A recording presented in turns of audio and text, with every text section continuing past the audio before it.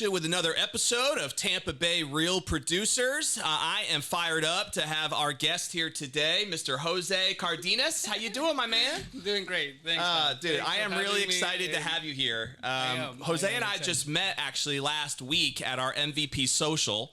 Those of you who don't know Jose yet, he was just featured as a top producer, a real producer, of course. In Tampa Bay Real Producers, there's Jose's nice spread. That's a beautiful blue suit, by the way, that you have. And you're rocking a blue suit today. I love my blue You're suit. a blue fan, huh? Jose is rocking the blue well. I have a story about this one, too. Jose is with Premier Sotheby's. And so we'll dive into your story and your background and all that stuff. But one of the things I've learned about Jose is he is a storyteller. So I have a feeling that we are in for some great stories during this podcast, without a doubt. So we're going to, of course, dive into as many stories as you want, Jose, and talk about whatever you want. But why don't we just kind of start with a little bit of your background? I know from a real estate side, we'll also get into your focus on luxury, because I know that's been a big niche for you. But let's start with your background, man. Did you grow up? Where'd you grow up? How'd you get to Tampa? It's not an easy answer. It's not a yes/no answer or black and white answer. This is a storyteller. That's right. That's right. We're going to run out of time, so I'm going to summarize it. But I grew up in the state of Hidalgo. It's about an hour and a half north of Mexico City, where the Toltec culture. I don't know if you're familiar with the Toltec culture. I'm not. But not many talk about the Toltecs. They talk about the Mayans. They talk about the Aztecs. But the Mayans were they look up to the Toltecs. They learn their crafts from the Toltecs. And you go and do all the research you want, and you're gonna see how they were just exceptional culture. Anyway, so is this like a historic culture, or one that's still kind of involved in that area? It's this was before they're gone. Like I got you. No longer have them, but this is way before the Mayans, way before the Aztecs. Aztecs think of but these are your roots. Time. These are my roots, yo. This is part of it. I grew up looking at the pyramids, climbing this giant sculptures. Actually, you have a replica of this giant guy when you walk into Epcot Center to the Mexican restaurant. Sure. On each side. So I look at the originals. I have 5 kids and they love Disney. So we're all right. So when you look at those sculptures, they are like these warriors. Yep. Those are Toltecs. Got it. So again, I grew up. We go to the Donald Duck boat ride there all the time, by the way. Yeah, just so and you know. When you're little, when you're young, you don't care much for culture, I guess, and you just take it for granted. Well, they love the boat ride though. Big fans. They are. They do. They are. Yeah. So that was part of my where I grew up. Just exposed to that Toltec culture and Mexico City again. About hour and a half, but then I moved to Utah. Okay. I moved to Utah to Salt Lake City when I was 8 years old. Okay. I lived there with my uncle. I was actually a helper trying to mix the salsa for the chips and stuff like that. Nice. People put me to work. So. Did you move by yourself and just moved in with your uncle, or did your whole family go? I just moved there by myself, okay. Just to get exposed to the culture. Again, I said I was going to do a short version of this because it's just so long. Dude, don't even worry about time, man. We'll cut you off at some point. It's all good. My dad stayed in Texas. Again, the family originated at the border. Gotcha. So that's where it gets complex. Like, really, where are you from? Well, I'm from a third culture called the border towns. Gotcha. Of the U.S. and Mexico. Yeah. The specific town is Reynosa. My grandfather was a customs official. So, again, we started right there. Okay. So then part of my family stayed in Texas. I went back with my mom to where she was born, which is in this San Marcos, Tula area. But then, again, from Utah, then I went back to Mexico. Then from Mexico, went back to Houston. Okay. And then from Houston, you were kind of hopping a little back and forth between Mexico, Utah, Houston. These were in your early years. Yes, and then throughout your teenage years as well. Right, and then I lived in Mexico City as well. I went to a boarding school in Mexico City. That's why this story is. And then from Mexico City, I moved to Puebla, where I completed college. I went to a Methodist University, and Madero Methodist University. And then after that, I moved to Houston. I lived there for a few years, and then I moved to Florida. So I lived in Cape Coral first, and then after Cape Coral, I moved to the Tampa Bay area. What brought you to Florida? My partner. Yeah. Okay, cool. So he lived here? Right. Okay, gotcha. Oh, no, in Houston. In Houston. Yeah. But you had an intent of wanting to move here for whatever reason, business or something to that effect. Okay. That was it. And so you've been in Tampa now how long? Oh, let's do the math. 2013. What is that? 10 years? Yeah, that is. Okay, We are already 10. It's amazing, man. I 10 know, years right? already. It just time goes by so fast. Yeah. So it's been 10 amazing years. Got you. I'm just so still like. Now, were you in real estate in any of these other markets before you came here? Yes, yes, I was. So where did that start? It started in Houston when I started buying as an investor. Okay. So you started as an investor first. I did. 2006. What is that? Almost 17 years. Yeah. Somebody help. You were fixing flipping, or I was, and then 2007, 2008. You know what happened with real estate in 2008. But they were selling. Homes were selling. So I was like, oh my gosh. So what's happening? Because everybody was talking about how bad the market was and how everything was a mess. And I was like, wait a minute. I'm buying. This is a great opportunity to buy. Yep. And I'm selling them. And I was doing it over and over and over. I flipped a few foreclosures back in those years. So again, I was in Connecticut at the time, but yes, like everywhere. So I did that, and from the starter homes, I moved to the middle, and then to the executive homes, and then I went to the big ones. I went like, okay, I'm gonna try into this million and up homes. Yeah. Was that in Houston as well? Yeah, that was in Houston. Okay. And they were selling, so I was like, okay, I can do this. But then, we're going to dive into this whole like luxury niche that you've developed, because this has been a strength of yours, and you're kind of known for that now, I think, here in this market. And I know we're going to talk about some of your amazing clientele and how you network and the fun that you have in the business. But when you were in Houston, and sounds like that's when you got licensed as an actual residential retail realtor for the first time? I was not. No, I was licensed when I moved here. I got licensed when I moved here too. Okay, so in Houston, it was all in the investment. It was all investment. It was all like, let's go to the next one. Go to the next one. Were you flipping luxury homes out there? I was. You were, because that's not easy to do. That is not easy. Yeah. I got my degree in marketing, and we were designing for commercial spaces. Okay. Like design this store, design this shopping center, design this restaurant, and do a lot of market research to make sure that the colors, the ambience, the lighting, all of that, like the ergonomics of the chair, of the bottles, and all of that, the packaging was right.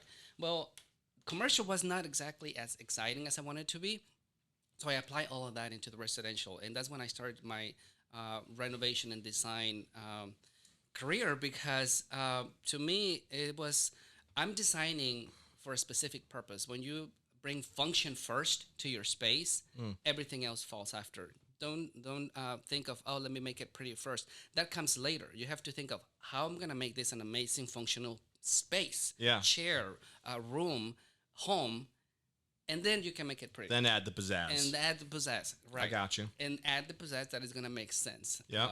So that's what helped me with my designs or with my investment homes, because I will add that. That helped you sell it on the back end. Yes. you were staging your own properties, basically. I was designing it. I had my guys helping with all the construction part of it, and they were selling. Were you buying foreclosures, or what was your niche? I was buying foreclosures. Foreclosures, yeah. Okay. We had so many foreclosures. Yeah, there was a lot of opportunity. Everywhere, So then you came to Tampa. You said your partner had, I guess it was his idea possibly to come here first. Is that true? Yeah, family from here. So it was just natural for us to move here. Got it. Because it was like, okay, where do you want to live? I'm like, it doesn't matter to me. Yeah. Like, I can live anywhere. Now that you look back 10 years, was that a smart move? You love Tampa Bay? It was a smart move. Tampa, it's a mid-sized city. It has everything you need.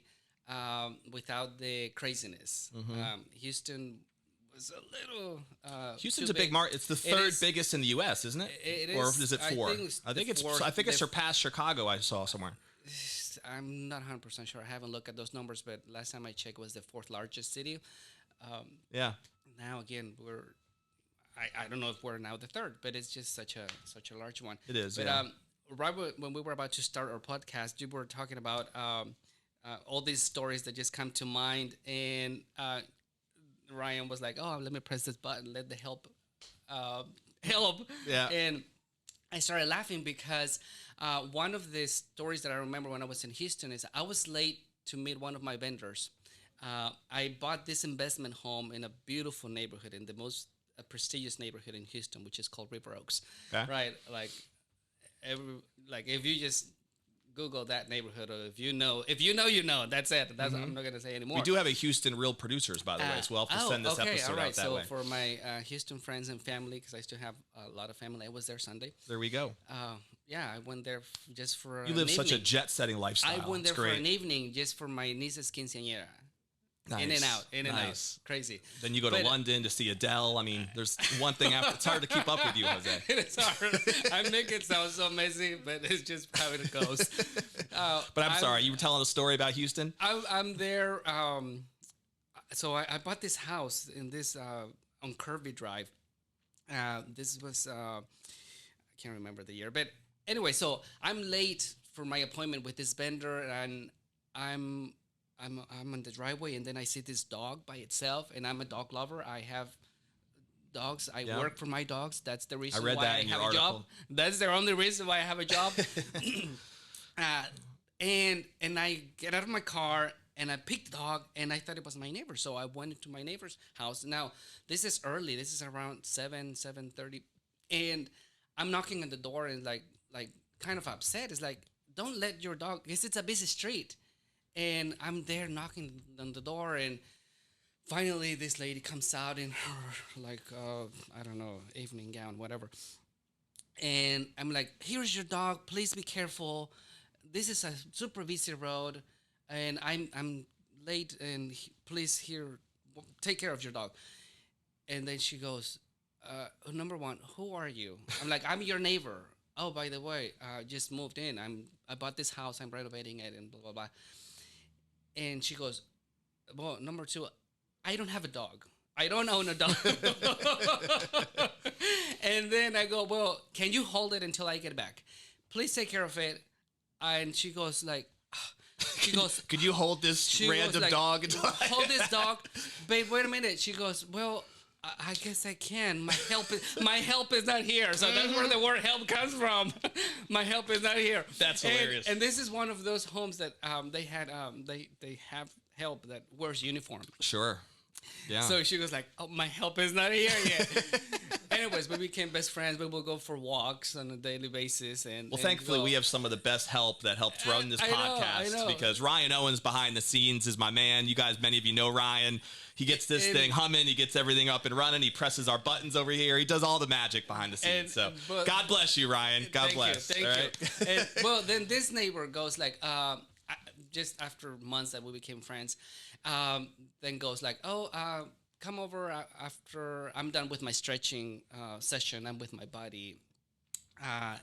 Come in and just come over, and then we will go for a walk after my stretching session. And then I go, and I meet his stretching buddy, and I'm like, wait a minute, I know you. You are this amazing athlete, Olympian. Okay. That was a stretching body. Someone we would know? Yes. He's a well-known retired Olympian. Bruce Jenner? No, that will not be Bruce. That will not be Bruce. I meant Caitlin. Carl Lewis. Carl Lewis, yes. Very famous. Very famous track athlete. And we were like, oh my gosh, okay, now this is your stretching buddy. Yeah, and that's it was awesome. And again, I grew up watching Carl Lewis crushing people on the track. He was my idol. What do they call that thing? I guess the track. That's just the track. Is that what they call it? The track. The track and field. Yeah. I grew up watching him. I will watch his videos. My how do you call it? My coach, my trainer. I have another story about the trainer coach. Are you an athlete? I don't know how. I don't know if I'm an athlete or not, but I went to the nationals in the 5K when I was 12. And nice. I hold the record for like when I was 12, 13, and 14 until I went to the boarding school. So nice. I don't know if that makes hold me the record for for Mexico? for the state of the Hidalgo, the state I The state of represent. Hidalgo. Okay. And then I run a few 5Ks here and there, but I don't know if I'm an athlete. I was just doing it to lose weight. I don't know if I've ran 5K in my life, so I would say that works. I was just doing it to stay in shape, and that was it. Well, it seems to be working, Jose. You're none fit. of that. You're fit in fitness right now for sure. But this friend of mine, Mary, she will just introduce me to all these people, and she was like, "I'm gonna be at." Or I went to Tina's house and this and that. She would just share stories, and you were like, "Tina, who's Tina?" That would be Beyonce's mom. Beyonce's mom. That would be Beyonce's mom. Wow. And again, I can go over 100 more stories of the name. So you're getting into a little bit of this. So for you, if I'm hearing what you're picking, throwing down, networking and connecting with the people that you've met and connected with because you have an amazing personality. People love to talk to you. I can tell that already. I know I love talking to you already. And that's how it happened. It is how it happens. And that's really what's opened the doors for you in this luxury niche. Would you agree with that? Absolutely. Without planning, without looking for it. It just happened organically. Right. You just have to be at the right place. Right. Timing is everything. Now, you also obviously, that's what you just said. You allowed yourself to be in that niche because you were flipping homes in that luxury neighborhood, right, at the time. So you were intentional about wanting to be in that niche. But how things started unrolling from there was you just being yourself and networking and connecting with the neighbors and knowing that. So when you came to Tampa, what drew you to getting licensed as like a retail agent rather than sticking on the investment side solely? What was the point? But what was the objective there? The homes were selling. I had this townhome also in River Oaks, right behind the River Oaks Shopping Center. And I bought that townhome just to keep something in Houston because I didn't want to detach 100%. But I went back to Houston about 3 times in 1 year to that townhome. So it was like time for me to sell it because I was not really taking advantage of it. Yeah. So after taking the pictures, like literally at the photo session, the house went under contract. And I mean, that was kind of this moment when I say, wait a minute, I was giving these listings to my dear friend. Yeah. Also with Sotheby's, with my broker. I don't know if I can tell the brands or names, or we're going to get charged. Go for Are we going to get charged? Go for it. Go for it. It's all good. For naming the brand? I don't think so. Not that I'm aware of anyway. I know I'm not. With this luxury broker firm, I'm going to call it. And I was like, she's selling the homes like right at the photo session. So I said, wait a minute, I can do that. I'm gonna buy the home, I'm gonna design the home, I'm gonna manage the renovation of the home, and then I'm gonna sell the home myself. Sure. I just need to get licensed. And I did. And that's how I just that makes sense. Started selling them. Oh, so you did get licensed in Houston? Here. Oh, that was here. Okay. Yes, I was already here in Florida. So you were still doing the investment game here too? In Florida. Yes. Got you. Yes, Got you. So that makes a lot of sense. Yeah. Are you still in that investment space now? I'm helping buyers and sellers right now that I'm not doing the investment part so much because it just takes a lot of time. Well, right. Who has the time? Right. But I will do it. It's an added service. I still have a lot of clients that call me and come to me for the design and renovation part of it. But I tell them, hey, I'm only going to provide that service if you're my customer for either buying or selling. Right. That's Makes sense. An added value. Otherwise, I'm going to send you to this other amazing designers or home renovators or general contractors. I have an amazing list of great contractors, and I can refer them to and say, hey, here, go to these ones. Do you have your own interior design company? I have my own company. Yes, I formed my own firm. Okay. Jose Cardenas LLC. Again, when you're in the design renovation, you want your name to be your brand, sure, because that's how people remember you. Mm-hmm. And then they just want your signature. And word spreads out, and people are starting like, hey, this guy did my room or my house. But I didn't want to become that designer renovator for people. Like I didn't want to work for them. It's Yep. like, no, I'm doing my own stuff. Yep. I want to do my own projects, and I'm selling my own projects. Again, but you can benefit from it, from my experience. No doubt. It makes a lot of sense. So now you live in Avila, I believe. Is that correct? I do. Yep. If you know Tampa Bay, it's a beautiful neighborhood here in the Tampa Bay market. One of the I would say best reputations, I guess you can say, in the Tampa Bay market. I know work a lot in Avila. A lot of your customers and clients are in the Avila market as well as other luxury markets around here. Do you find your clients, Jose, do you work all over Tampa Bay? Do you find that a decent percentage of them are very Avila focused? Or I work all over. Where there's a luxury home, I'm gonna be working there. Yep. And we have only a few pockets in the Tampa Bay area. Yep. It's not like the entire Bay Area is like that. Yep. We have our South Tampa here. We have our neighborhoods. Yes. Yep. So I Bayshore. sell homes. Right. We know them. Yep. Right. We know those pockets. Yeah. And this beautiful studio is right on the corner of Kennedy and West Shore. So we're right on the corner here, Urban Center. Being able to hang out in the South Tampa area. So Hyde Park, Davis Island. Our office is right there. Yeah. Makes sense. So yeah. Hyde Park. So where we have those pockets. Cheval, Avila. Do you do beach and stuff? Odessa. And I owned land in Odessa as well. Yeah. As well. I love Keystone. Lived there. A big fan of Keystone area. I love that area. I love the land around there. I'd love to buy something there one day. They are working really hard to keep it like that, to keep the properties large and spacious and not overcrowded. Yep. Yeah, no doubt. They are very strong about that. So for anyone who might be listening to the episode who says, I really want to get into the luxury space, right? Yeah. This is I just think it would be a blast, or for whatever their reasoning might be. 2 questions. Give them a tip on what you would advise somebody who wants to be focused on luxury, something that you think is maybe even more important in the luxury space than it would be just in the general real estate market, right? If you can think of one. And then also if you can think of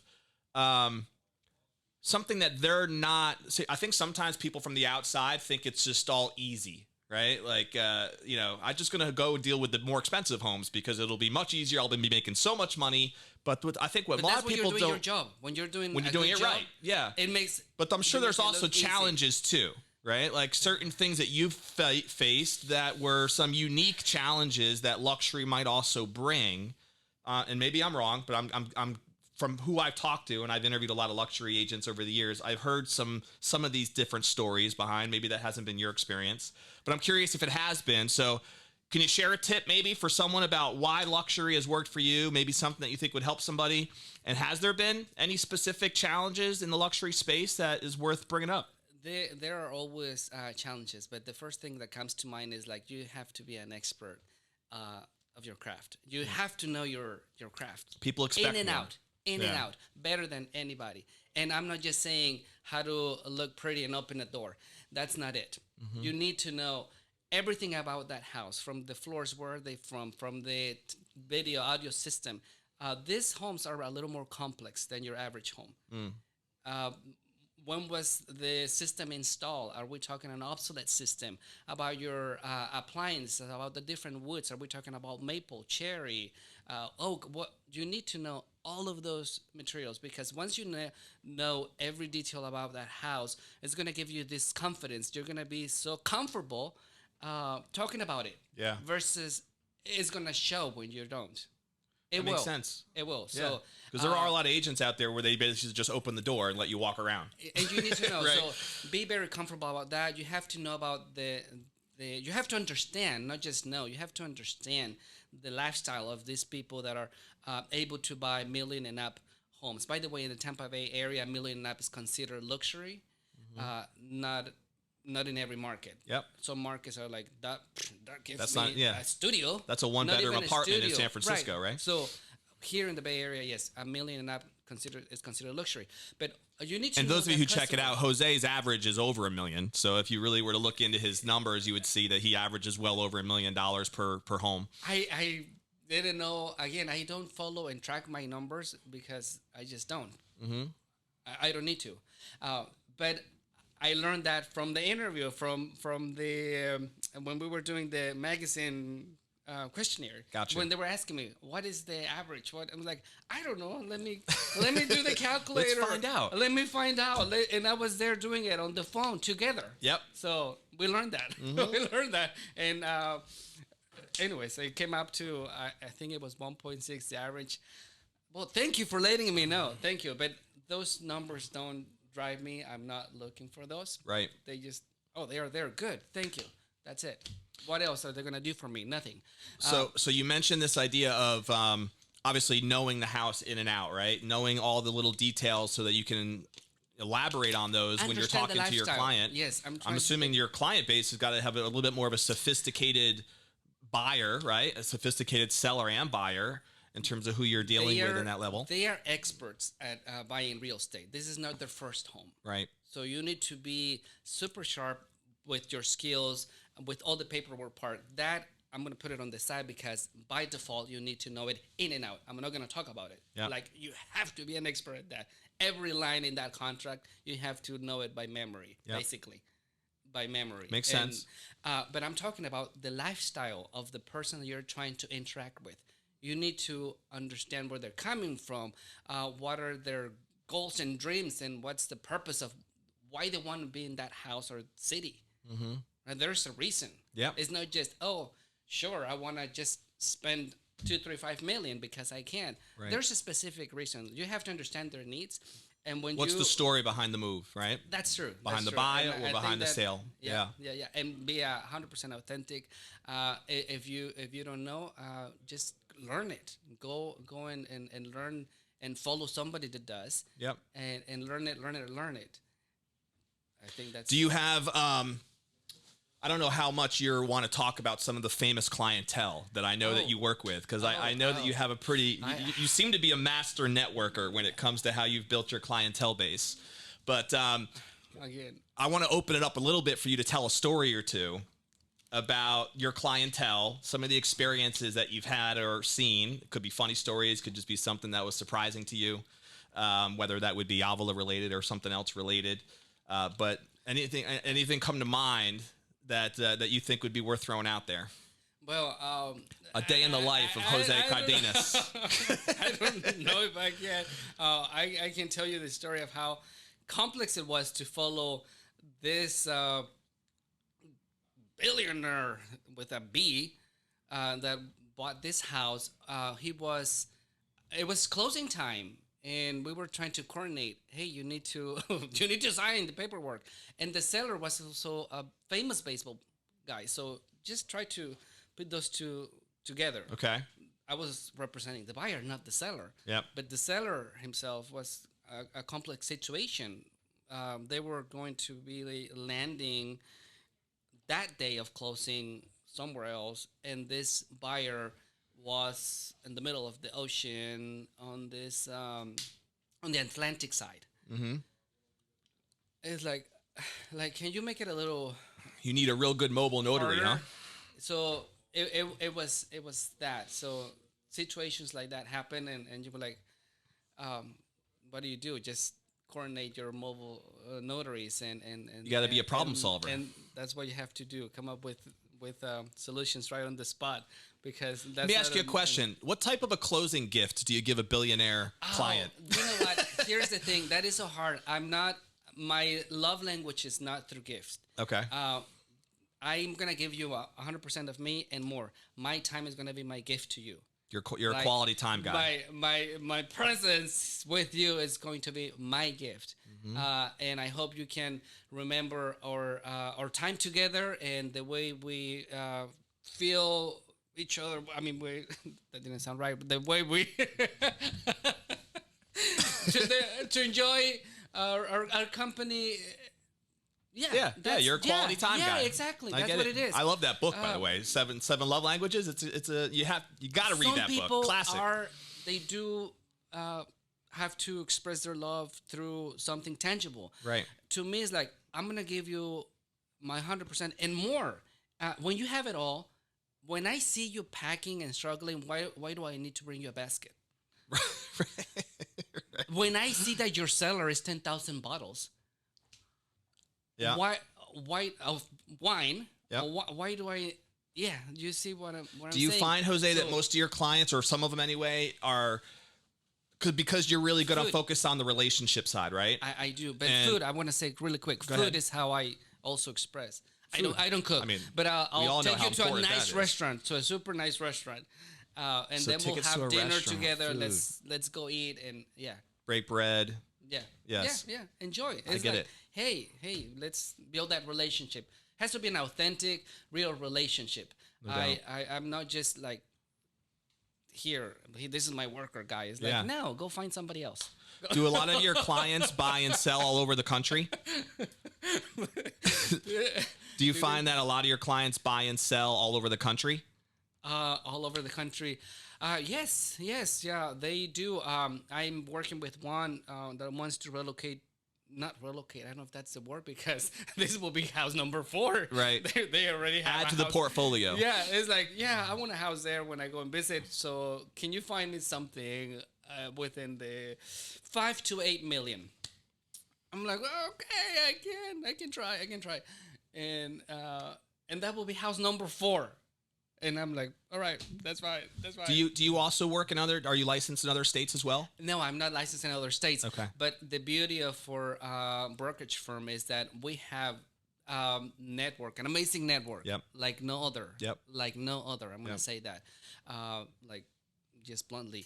And Do you find that Premier Sotheby's is just a great brokerage, specifically in that luxury Sotheby's niche? International Realty has the most amazing network of agents. If I go through my phone right now and you tell me scroll through one market, and I'm gonna go to the city, I'm gonna find a friend agent that is going to take care of that customer and will help you with all your real estate needs, and it's gonna be one of those amazing agents as well.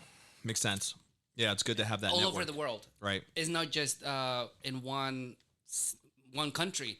I think it was 2 months ago when I was reaching out to a South Korean agent, an agent from Italy, and an agent from Nashville. Nice. That's key. That's key. It's great to have. I might have to talk to you about an agent from Italy. I wouldn't mind getting a villa out there one day. All the properties. Oh, I'm a fan. Exceptional and amazing. I spent about 2 weeks out there years ago, and I fell in love with Italy. I was single at the time, so I almost fell in love with an Italian woman as well. But that's another story. I love Italy. Love Italy. Lake Como is one of my favorite spots. The Amalfi Coast, I love it. I stayed in Positano. I stayed a full month. It's like I didn't want to come back. It's gorgeous. It really is absolutely gorgeous. It is very much so. Is that one of your favorite places to travel? Italy? It is. I first said, Bali is my absolute favorite. And then I went to Lake Como and I said, no, never mind. Lake Como is my absolute favorite. Okay. But now Tokyo, and you go like, what? Tokyo? They don't have these amazing resorts, or it's not Bali, or it's not Italy. But the energy, though, right? I love Tokyo because of their discipline, because of the energy, the innovation.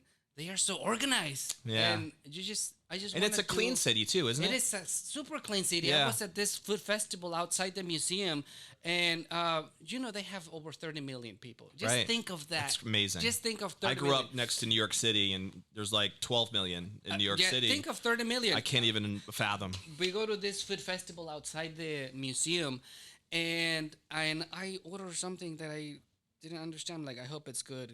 I'm just gonna. Right. It was good. It was really good. But it was like a bamboo tray container, and it had like a plastic cover. Yeah.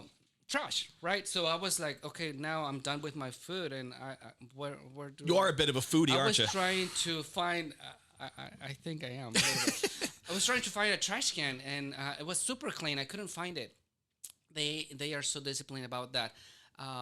I finally found it, and there were 2 people there receiving the food. I mean, not the food, the disposal, the container. Yeah, you got to have some good systems in place to have 30 million people in your city and not have it feel like it's total chaos. It was mind-blowing to see that. All right. And I was like, okay, I'm going to do like the Japanese. It's on my list, my friend. I have not been there yet. Do it once, do it right. I haven't been to Bali either, actually. But Bali, it's on my Indonesia. I've seen pictures and it looks absolutely gorgeous. Singapore was in my list of favorites as well. I call it the Disney of the world. So I love traveling, and it's just such a pleasure. And I'm working while I'm traveling. So, I'm sure. Hey, The beauty of that phone right there. The beauty of the phone. You just call, text, and that's the beauty of having an amazing support team as well. Sure. That it helps you. Do you have a team of agents that work with you? No, well, not a team of agents. Right. I'm saying your a support, team, like your admins. Yes. Yep. No, this is it. This is the. It's all you. This is all me. That's the brand. This is all me. This is a brand. Well, with a face like that, I can understand why. Thank you.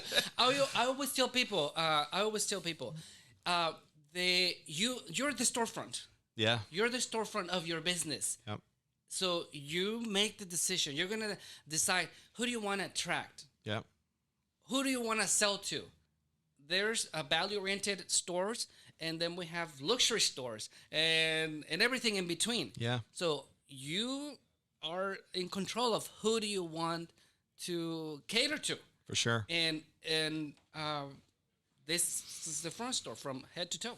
Your brand matters. Your brand matters. Yeah, right. I completely agree. And you definitely fit the luxury brand motif. There's no doubt about it. And it's just that people go, oh my God, you put the effort. Well, sort of I put the effort because once your wardrobe is already done, you just grab whatever you can really quick and then you're done. When you just got blue suits the whole time, you're good to go. That's my favorite color. This one, I'm going to tell you, I was in Hong Kong. I was there only for 2 days. I went to this amazing tailor. Who goes to Hong Kong for 2 days? Don't you run a flight for 2 days just to get out there? He did this thing in 24 hours. That's pretty good. Yeah. 24 hours. I was like, that suit was made in Hong Kong? Yes. Nice. You go there and the guy measures you and fits you. Says, come over in the afternoon to make sure it fits and then come and pick it up in the morning. Nice. To me, it was like, and then he shows who was there, like Meghan Markle. Meghan Markle, sure, yeah. Is she a client of yours as well? No, she's not one of my customers, but if she wants to, I'll be glad to work with you. So give me a call, Meghan, wherever you are. Who's the most famous client you have? You can drop their name. You can drop their name. We're okay to name drop here. I don't. They're not going to. They're not gonna know. Please don't watch this. Please don't watch this. We'll edit it out if we have to. Can we edit it in? I'm curious. Who's the most famous that everybody would know? I would say the most recent that people will know. He's a baseball player. That doesn't tell us much, Jose. There's a lot of baseball players out there. I don't know if I should. Yankees, Rays. What team? New York. New York Yankees? I'm not a fool. Here, let me try to get out of this. I'll just say his name. Let me try to get out of this with the story. I'll just say his name because I'm a Yankees fan, by the way. I grew up there. So I can say a couple Yankees and you can just wink at me. Does that work? Like, is he a current Yankee? Yes, if I wink twice, it will be Aaron Judge. Did I nail it? I'm not going to say anything. Let's change the subject really quick. Let's change the subject. By the way, I'm actually my boys are big Aaron Judge fans. Oh, okay. They love him. They absolutely love him. So they'll be thrilled to hear that. About the sports, I'm not a sports person. Yes. I'm just not. Period. Do you work a lot with? I'm curious about this. When it comes to that world of the sporting world. Is there a particular sport, though, that you, for whatever reason, you have seen more success with, whether it's baseball, football, basketball, tennis, whatever? Does it matter, or is it just random? For some reason, baseball, I think, it's the one that gets... You've had more baseball clients? Follows me. Yeah. or I get to... The universe puts us together. I don't know. Yeah. But I'm not I would imagine you're some referral base there, too, right? A couple... referrals, yes. You help a couple athletes. They're going to tell their teammates. And other people that know them. Yeah. That makes sense. Which I'm very grateful. Thank you. But the story I was going to tell you were talking about how your softball injury. Yeah. You're a softball. So, no, again, I don't know if they know that yet, but I pulled my hamstring on Monday playing softball, trying to score from first base. It's a lesson learned when I'm 42 years old. I felt old for the first time in my life, Jose. So, again, I'm not a sports person. Walking away with an injury. And I went to this training for luxury marketing. And coffee or trainer or coach or how do you say the guy, the manager, not the manager, but the one facilitating this training. It's a NFL player. Okay. And he was part of the Selling LA show, one of those TV shows. So he was the listing agent for Michael Jordan's house. Okay. And he was telling us all these tips, like this is how you have to do it. Specialize in your lane. Just don't try to cover everything. And that's another tip for all of the riches are in the niches, right? Yeah, just concentrate on one. If you're gonna do waterfront, if you're gonna do farm, if you're gonna do equestrian, if you're gonna do, just find that sports and entertainment. Just find that one lane. Yeah. Anyway, so he's sharing all of this information about how he specializes in athletes because he's an athlete himself, ex-NFL player. I go, I have a lot of friends and neighbors that are athletes and coaches and then I go, I think we have professional athletes that in our neighborhood that play softball. And I started with my list, and then he looks at me when I started with my list with softball. So there's where the softball story comes from.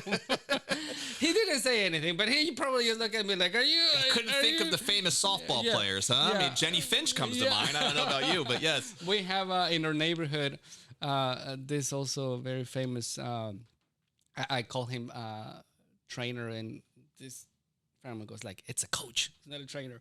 I'm like, oh, sorry, like the language barrier here. Sure. So bear with me. No worries. And trainer, coach. And well, I think of John Gruden. That was his coach when he played for Kofi. Sure. When he played for the NFL. I'm like, oh, I know. Does John still live in Avila?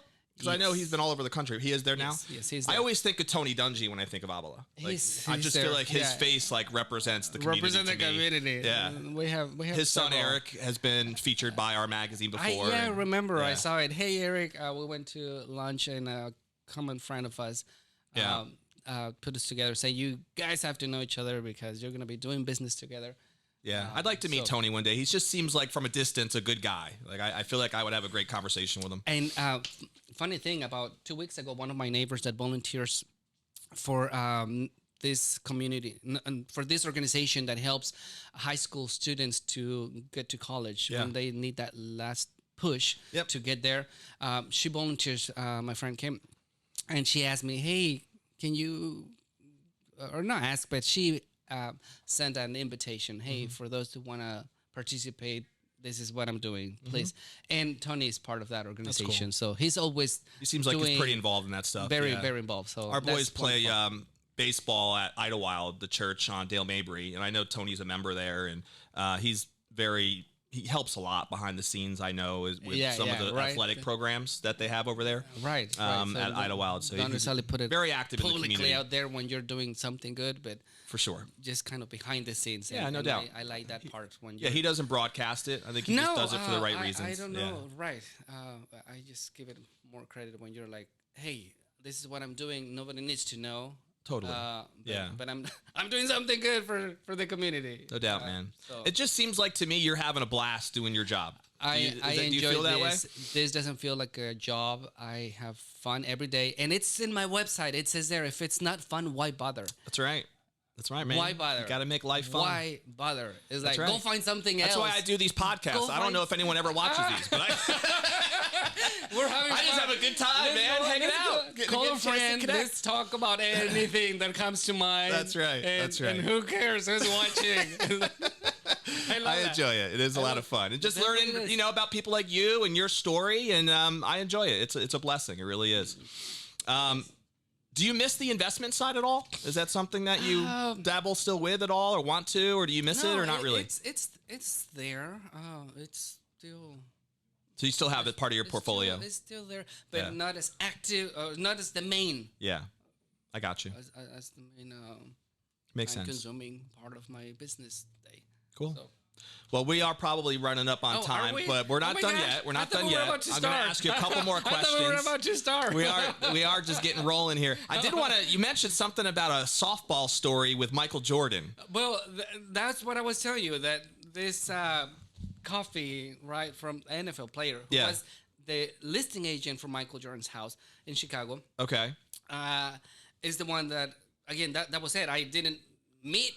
Oh, my bad. I thought you had a softball game with Michael Jordan. No. And my story is that here I am, knowing nothing about sports, and I'm telling Coffee, oh, by the way, we have professional athletes in our neighborhood. Right. So if I'm working with one, I'll be calling you because you're gonna be able to help me No doubt. to understand this better. No doubt. So he goes, anytime, reach out. And I'm here making a list of the sports. I started with softball, which is non-existent. I went back to the club that night and I shared my story with the table. And I go, oh yeah, I was telling him that we have professional athletes in our neighborhood: softball, baseball, football, tennis. And then they turn to me and go, do you know that there's no such thing as professional softball? I'm like, I just hear it all the time, so I don't know if there's such thing. But no, well, there's there's some no. softball players I'm sure make some bank, with the Olympics and all the promos and everything going on out there. So there we go. Then yeah, I get it. It is what it is. So that's what I was talking about then. Yeah, I get it. It makes sense.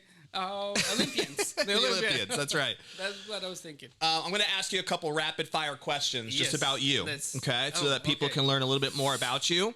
Right. I know you're a Let's foodie. see. Do you have a favorite food? I have, of course, Mexican food. Okay. Tacos al pastor. There you go. That's So if my anybody favorite. wants to get to your sweet spot, it's about those are my street tacos. Mexican food and a nice little lunch date with Jose, and you're golden.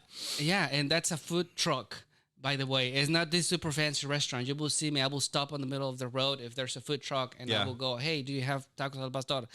And Nice. I will do that anywhere. So I had a good friend of mine who married a Mexican woman.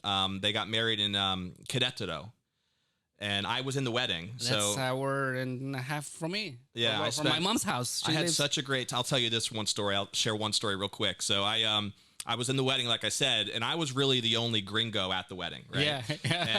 and this was years ago now, but I was with my fiance at the time, and it was really like an authentic Mexican wedding where we had the ceremony and then people walked through the streets of Querétaro and there was people throwing rice out the windows and stuff. And it was like a really cool feel, right?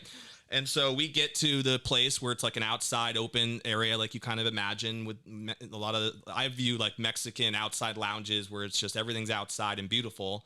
And they had the music playing and everything. And they had this little dance area. And so these guys, I think, were trying to just make fun of me, but they were like coaching me up about like, go out and show your dance moves. And so I went out there and showed them a couple of white guy dance moves and did my thing. But by the end of the night, like I had a blast. I had such a good time. Everyone was so cool and so fun, and it was awesome. And then we ended up having like the late night hangout at her parents' house, roasting like pig and by the bonfire out there. And so that was a cool experience. I was there for like a long weekend in Querétaro that time. So that was a lot of fun. This was years ago now, though. Wow. Yep. They're United. I remember them telling me that I was the best dancing gringo they ever met. I do remember that, yes. Now you're famous. You'll be remembered. Now, I'd probably pull a hamstring if I did those moves today. But, back then I had a little bit more, I was more limber back then. So it is what it is. Querétaro is about hour and a half, I would say, from San Miguel de Allende, which is also one of my favorite destinations. I spent about a week of my summertime there last year. Yeah, absolutely love that city. Very colonial, and it was beautiful. Yeah, it always makes the travel leisure top destinations. I feel like I went back in time a little bit. It just felt very different culture, very different. It's a 500-year-old vibe. town. And it still looks like that. Yeah, and it was gorgeous. Every time you open the door, you're going to be amazed of what's behind that door. Yeah. From the street, it doesn't look like much, but that's kind of the beauty of it. Yeah. And once you open it and you go, oh my gosh, I didn't know this paradise existed behind the door. So I get it. I absolutely. Favorite movie? Do you have one? Oh, do I have a favorite movie? Not that I can think of. Nothing come to mind. All right. Come to mind. No. What's one thing? I think I read in your article that you're very passionate about art. Oh my gosh. Is that one of your favorite hobbies? Can we do a podcast just on art? Can we just do just dedicated to art? We can. I don't know what I'm talking about, but yes, I can listen to you. My parents are musicians, right? So it started from there, and I also was a folkloric dancer, traditional Mexican dances, for many years. We did the Latin Grammys in Houston. We danced for President Bush, the Houstonian Nice. ones. We auditioned for America's Got Talent. So it was a lot of fun in all of those well-known places. Yeah. And I stopped doing it because then just, I don't know, like... You're making money. Like, let's go do something that... So, no, then your knees start hurting or you will start getting old. I'm sure that probably, you got to be pretty fit to keep that dance routine going. But I had a lot of fun doing that. So that was the artistic part of me. Then in high school, I was doing this oil paint class. I wanted to be an architect first when I was in high school. So Okay. I'm either going to be an architect or I'm going to go to be a civil engineer. Okay. One of those. So I took the advanced classes in high school. You know, when you have to select those classes at the end. So I took this drawing class and painting and all this artistic stuff and towards architecture and calculus and physics. And I don't know why I did, but I did. So very heady, numbers related stuff. And then I'm like, no, I don't want to do this. I don't want to be an engineer. You're too much of a people person for that, man. It was too much. It's like, I'm not going to be an engineer. That's for sure. So then when I was in Houston, I was trained by the Museum of Fine Arts to teach the program because I was a teacher, by the way. I was a bilingual teacher. How I got into that, that's, again, another life. But I wrote my thesis to graduate from college about education, promoting education among the Mexican community in Houston, Texas. Okay. Like a market research to promote education. Yeah. That was it. So I got like really deep into that. And after that, I said, you know what, I'm going to get into the education because if I'm talking about it and doing all this research about education, might as well. Yeah. I learned some amazing things and learn about this giant gap that we have just because of the lack of opportunities. And if I'm not there to teach it, if your own kind don't go in there and jump at it, the cost, then who else? Yeah. So I did it for 7 years. So Wow. I did my service for 7 years. I was so happy. I was doing it both. I was doing the investment part and I was teaching. So it was crazy. But then after the investment part got so big, I said, you know what, I have to stop here because I don't want to disrespect the profession, this education system, because they deserve more of me. Yeah. And I was not able to give them that.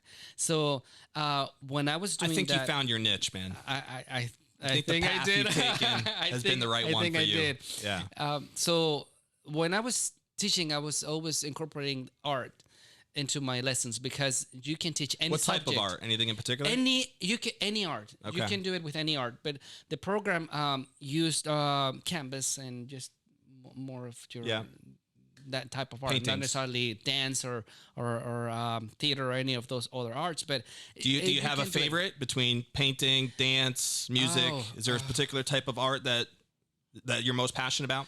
I will say dance. Dance. Yeah, just because. Feeds the soul. It feels the soul. But so yes, I'm an art collector. I go every time I go to a different country. That's a whole other business opportunity, is it not? Oh my gosh! And I can talk about how we got into an art gallery business. We had an art gallery in Vail, Colorado. Yeah. And then we had another one. We were business partners with this friends. And we had another one when you go to Denver and you go towards Breckenridge. There's a town called Silverthorne on the right side, and the outlets are right there. So we own that commercial space next to the outlets, and we had a very large gallery, over 10,000 square feet. Yeah, dude, I'm going to have you on another episode because we're going to have to talk some more about some of your different business opportunities that are out there, which I think is fascinating.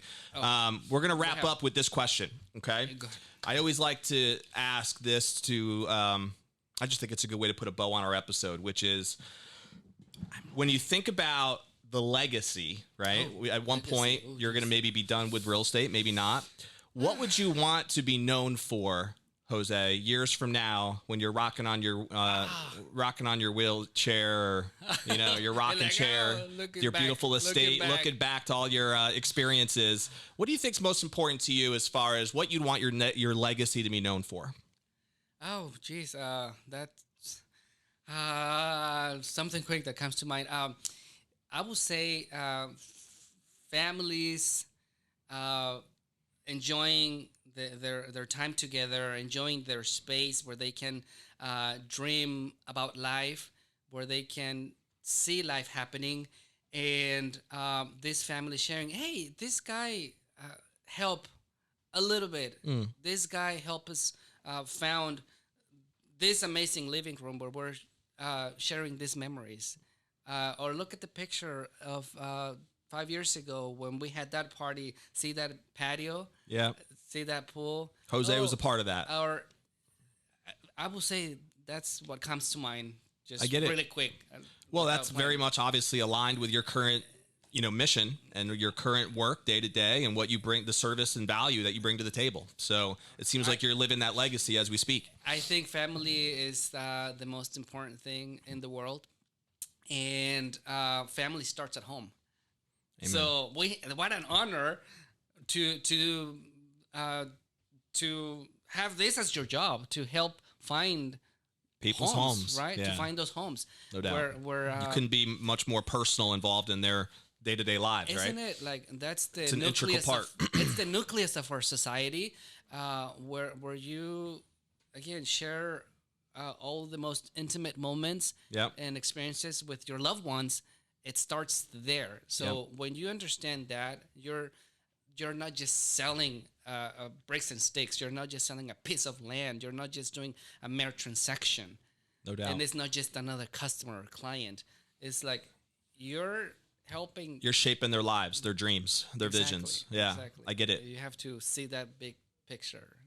Jose, this has been fun, man. I've enjoyed hanging out with you today. I'm glad. I was late. I'm sorry I was late because they don't know that. They don't know that. They don't know. Oh, that's true. Okay, cut it, edit it.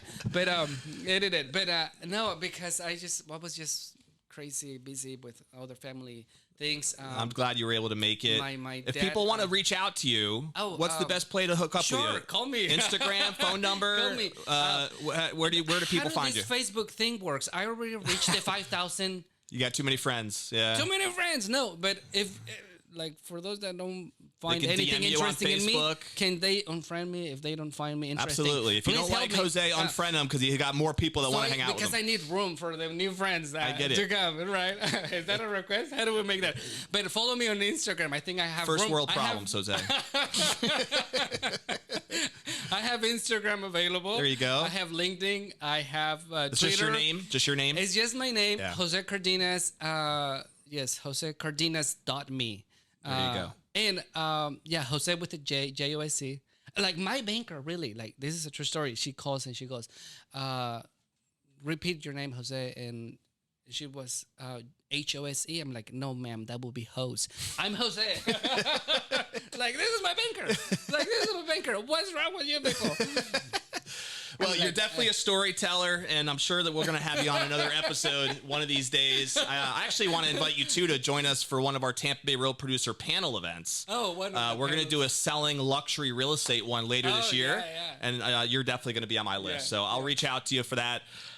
Guys, if you don't already subscribe to our YouTube channel, you can do that at Tampa Bay Real Producers on YouTube. So subscribe there. That way you'll be notified of all the future episodes that drop every Friday. Of course, you can find this platform really on all of your podcast platforms, Apple, Google, wherever you listen to podcasts. You can find us. Again, Tampa Bay Real Producers is the name of the game. And checking out here for this episode with my man, Jose Cardenas. Yay! We will see you for our next episode. Stay classy, Tampa. Stay classy.